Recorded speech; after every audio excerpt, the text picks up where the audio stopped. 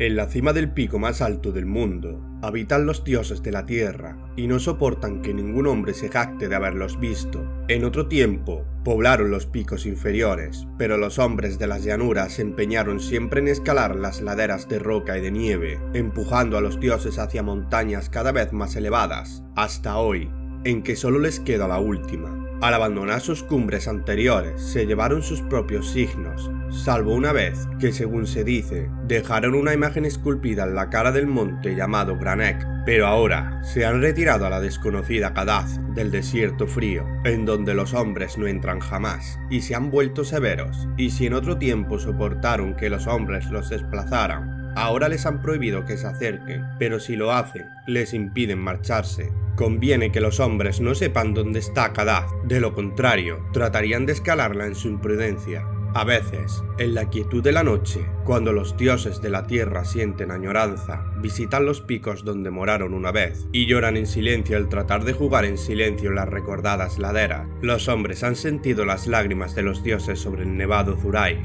aunque creyeron que era lluvia, y han oído sus suspiros en los quejumbrosos vientos matinales del Erión. Los dioses suelen viajar en las naves de nube, y los sabios campesinos tienen leyendas que les disuaden de acercarse a ciertos picos elevados por la noche, cuando el cielo se nubla, porque los dioses no son tan indulgentes como antaño.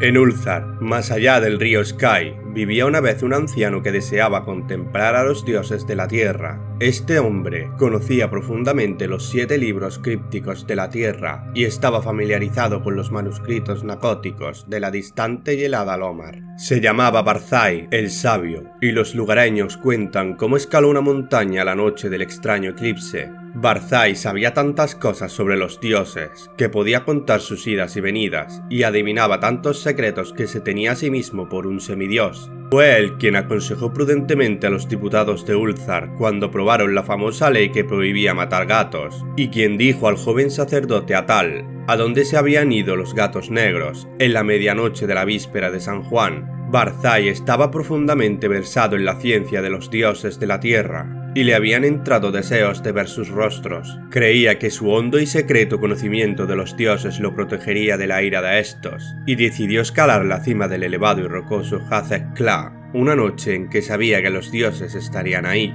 Hazek Kla está en el desierto pedregoso que se extiende más allá de Hazek, del cual recibe el nombre, y se alza como una estatua de roca en un templo silencioso. Las brumas juegan lúgubremente alrededor de su cima, porque las brumas son los recuerdos de los dioses, y los dioses amaban el Hazek Kla cuando habitaban en él, en otro tiempo. Frecuentemente visitan los dioses de la tierra el Hazek Kla en sus naves de nube, y derraman pálidos vapores sobre las laderas cuando danzan añorantes en la cima, bajo una luna clara. Los aldeanos de Hazek dicen que no conviene escalar el Hazek Kla en ningún momento, y que es fatal hacerlo de noche, cuando los pálidos vapores ocultan la cima y la luna. Sin embargo, no les escuchó Barzai cuando llegó de la vecina Ulthar con el joven sacerdote Atal, su discípulo. Atal solo era hijo de posadero, y a veces tenía miedo, pero el padre de Barzai había sido un noble que vivió en un antiguo castillo, por lo que no había supersticiones vulgares en sus venas, y se reía de los atemorizados aldeanos. Barzai y Atal salieron de Hazek hacia el pedregoso desierto, a pesar de los ruegos de los campesinos, y charlaron sobre los dioses de la tierra junto a su fogata por las noches. Viajaron durante muchos días, hasta que divisaron a lo lejos al altísimo Hazek Kla, con su halo de lúgubre bruma. El 13º día, llegaron al pie de la solitaria montaña, y Atal confesó sus temores, pero Barzai era viejo, sabio, y no conocía el miedo, así que marchó delante osadamente por la ladera que ningún hombre había escalado desde los tiempos de Sansu, de quien hablan con temor los mohosos manuscritos nacóticos. El camino era rocoso y peligroso a causa de los precipicios y acantilados y aludes.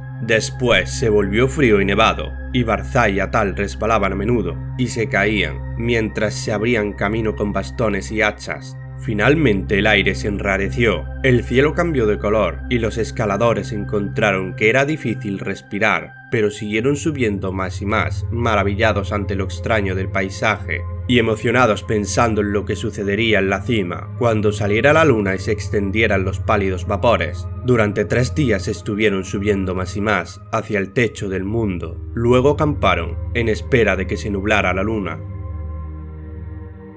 Durante 4 noches esperaron en vano las nubes, mientras la luna derramaba su frío resplandor a través de las tenues y lúgubres brumas que envolvían el mudo pináculo. Y la 5ª noche, en que salió la luna llena, Barzai vio unos nubarrones densos a lo lejos, por el norte, y ni él ni Atal se acostaron, observando cómo se acercaban. Espesos y majestuosos, navegaban lenta y deliberadamente, rodearon el pico muy por encima de los observadores y ocultaron la luna y la cima. Durante 1 hora larga estuvieron observando los dos, mientras los vapores se arremolinaban y la pantalla de nubes se espesaba y se hacía más inquieta. Barzai era versado en la ciencia de los dioses de la tierra y escuchaba atento los ruidos, pero Atal, que sentía el frío de los vapores y el miedo de la noche, estaba aterrado. Y aunque Barzai siguió subiendo más y más y le hacía señas ansiosamente para que fuera también, Atal tardó mucho en decidirse a seguirlo. Tan densos eran los vapores que la marcha resultaba muy penosa, y aunque Atal lo siguió al fin, apenas podía ver la figura gris de Barzai en la borrosa ladera, arriba, a la luz nublada de la luna.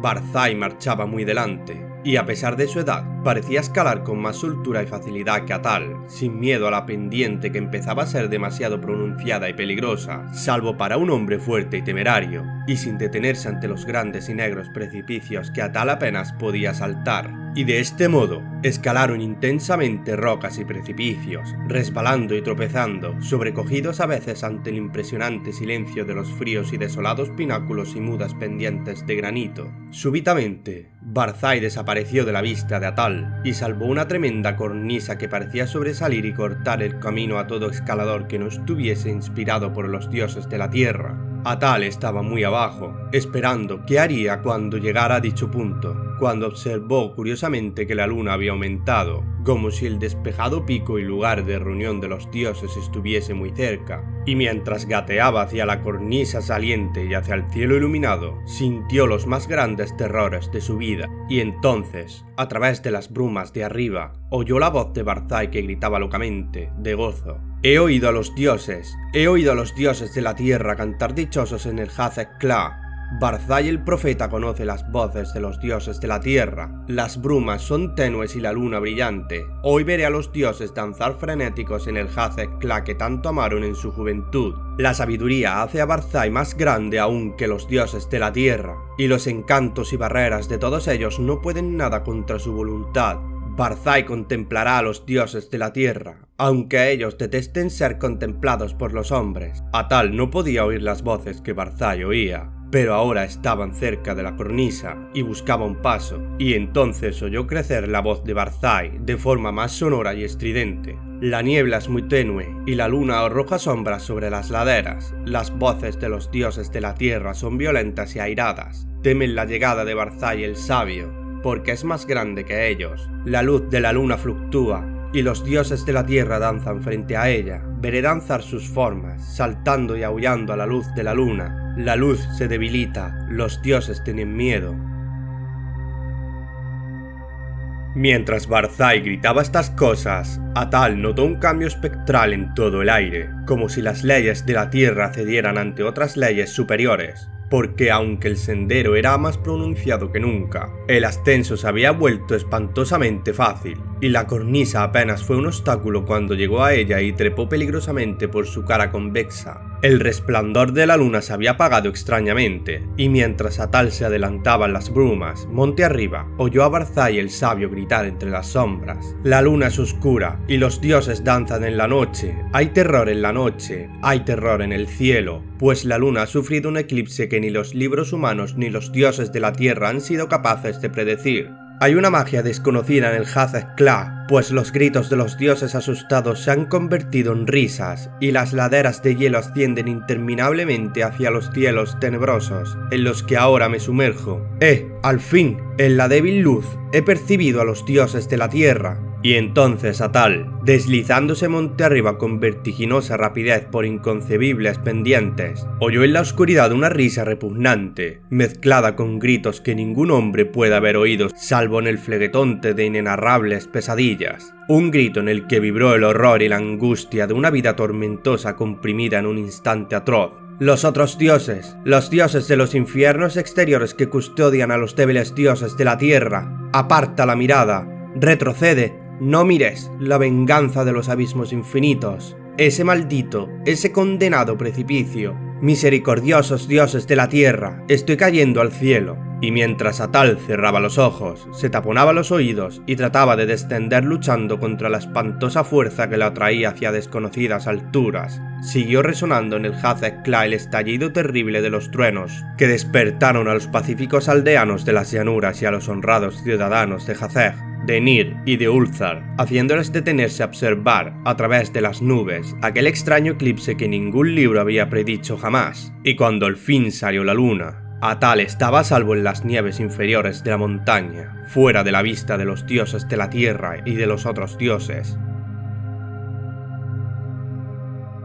Ahora se dice en los manuscritos nacóticos que Sansu no descubrió otra cosa que rocas mudas y hielo, la vez que escaló el Hazek-Kla en la juventud del mundo. Sin embargo, cuando los hombres de Ulthar y de Nir y de Hazeg reprimieron sus temores y escalaron ese día esa cumbre encantada en busca de Barzai el Sabio, encontraron grabado en la roca desnuda de la cima un símbolo extraño y ciclópeo de 50 codos de ancho, como si la roca hubiese sido hendida por un titánico cincel, y el símbolo era semejante al que los sabios descubrieron en esas partes espantosas de los manuscritos nacóticos tan antiguas que no se pueden leer. Jamás llegaron a encontrar a Barzai el Sabio, ni lograron convencer al santo sacerdote Atal para que rezase por el descanso de su alma. Y todavía hoy, las gentes de Ulthar y de Nir y de Hazeg tienen miedo de los eclipses y rezan por la noche cuando los pálidos vapores ocultan la cumbre de la montaña y la luna. Y por encima de las brumas de Hazek-Kla, los dioses de la tierra danzan a veces con nostalgia, porque saben que no corren peligro y les encanta venir a la desconocida Kadath en sus naves de nube a jugar como antaño, como hacían cuando la tierra era nueva y los hombres no escalaban las regiones inaccesibles. Esperamos que os haya gustado. Recordad suscribiros si aún no lo habéis hecho. Muchas gracias por estar otra semana más y nos vemos en la siguiente. Mucha suerte a todos, queridos amigos.